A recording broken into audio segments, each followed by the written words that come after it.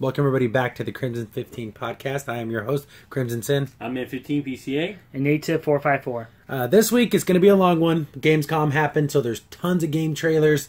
And probably the biggest news coming out is that Destiny 2, there's at least a couple of hours worth of new footage, and they're showing off the European Dead Zone. They're showing off new characters. There was like a Hawthorne lady. She's like a sniper person with a hawk. Yeah, with no ghost or anything, just going. Yeah, they're like survivors. Yeah. Like I think she might be in a hunter class according to the trailer, but she doesn't have the hunter powers or anything. Yeah. And then the funny thing is, she's a sniper lady with a hawk. I mean, it just makes me think of what's his face from Borderlands. Oh yeah, Mordecai, was that his name? Morency or something like that, or something with an M. Yeah. But he was a sniper with a hawk, and it's kind of like it's so cookie cutter of like, there's a sniper person, and they have a animal buddy that happens to be a bird. Should have been an armadillo. Yeah, that'd have been better.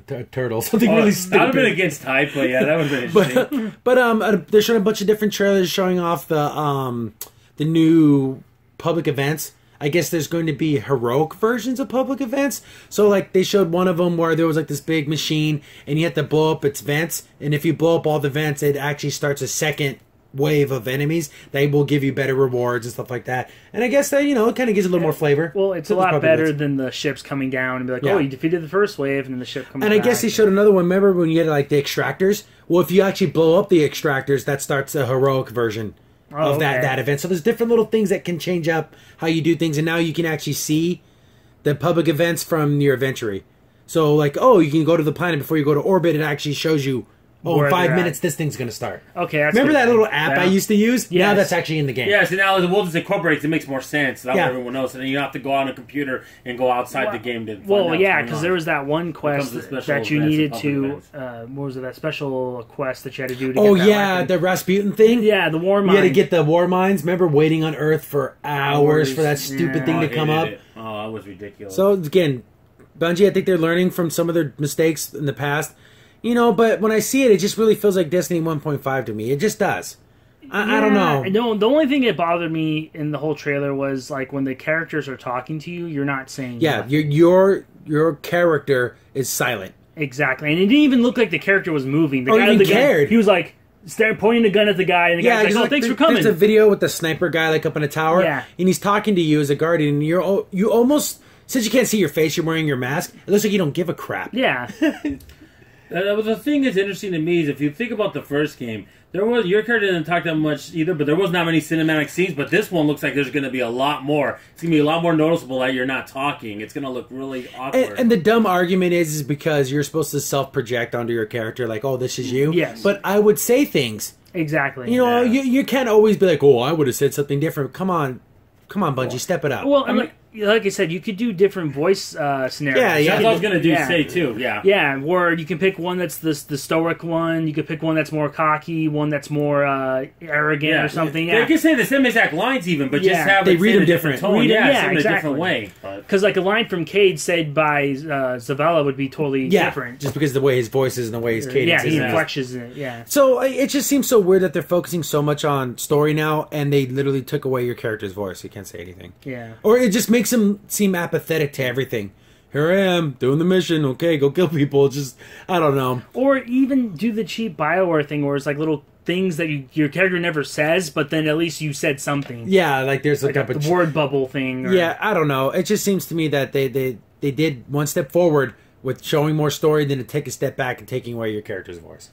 Mm-hmm. Yeah, the thing that still killed me this day is how much story was in one that we don't even know about. If you don't look at the Grimoire cards, you don't know what. I mean, it's so much more story there. But now I'm glad we're finally looks like we're going to get that in the second one. But like Crimson Sin just said, it goes back because the voices aren't going to be there for your main character, and it's just such a letdown, personally. And more and more I think about it, it's not a day one purchase for me. It just isn't. No. I think I'm going to wait until the 2 first expansions come out. Then there'll be like an edition that has everything, and I'll probably end up buying that one. And it just seems to me that it's not because how much money did we spend on the first Destiny? Oh, I must have spent $200 plus easy. I probably spent at least $100 because I bought all the expansions as they came out. So 60 for the game, and then it was 15, 15, 15, and 15.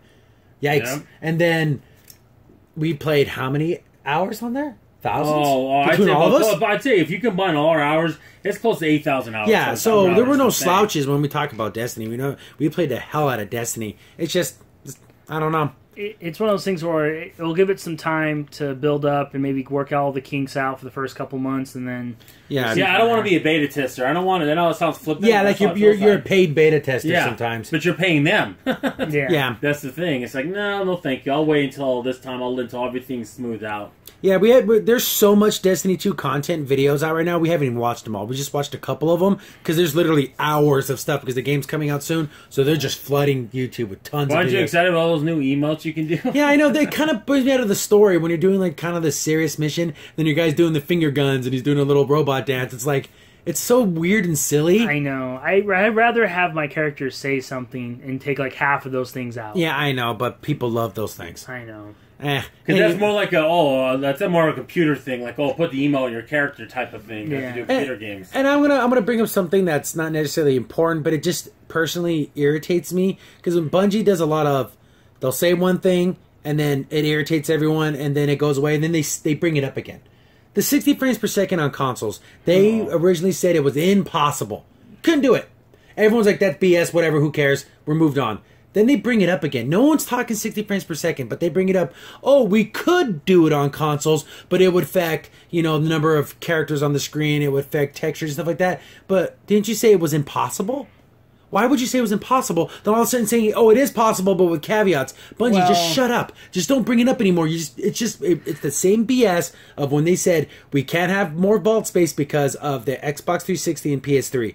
They stopped support with the Taken King, and what did we not get? We got no more vault space. So it just sounds like me. It's just Bungie lip service, and it just, oh my goodness. I don't make games, so I don't know the specifics of that, but that sounds like doublespeak to me. Well, I remember a point you made from this in a couple days ago. There's going to be some guy out there that's going to build a PC the same exact specs as the Xbox One X, and they're going to be able to run at 60 frames per second and have all the same amount of bad guys. I can almost guarantee that probably will happen. That will happen, yep. Yeah, and you're also like, okay, what about this, Bungie? Yeah, why they're saying that is just probably just to cover their butt. Because when someone does do that, they can say like, well, we could. It's just, to me, they didn't they weren't going to take the time to optimize it. Yeah, no. They optimized it for the PS4 Pro, and they're like, okay, we don't want to spend another 6-7 months optimizing it for another console. So it's not saying that they already did their work and they don't want to do any more work. Exactly. And they rather focus on building more stories and more characters. Okay, I get that, but don't lie to us. But then the thing, the way Bungie's been treating Microsoft, wouldn't that have been building some goodwill to do that? Without a doubt, the Xbox One version of Destiny 2 is the worst version. Mm-hmm. PS4 gets exclusive content. The PC version gets uncapped frame rates and, anti-aliasing. Everything can be maxed out. And the Xbox version gets none of those items and no 60 frames per second. So it's literally the worst version of this game. Mm-hmm. And that's just how it is. That's a fact. That's an absolute 100% fact. And it's like, and the thing is, Bungie's record when it comes to saying things and being caught lying is so mounting.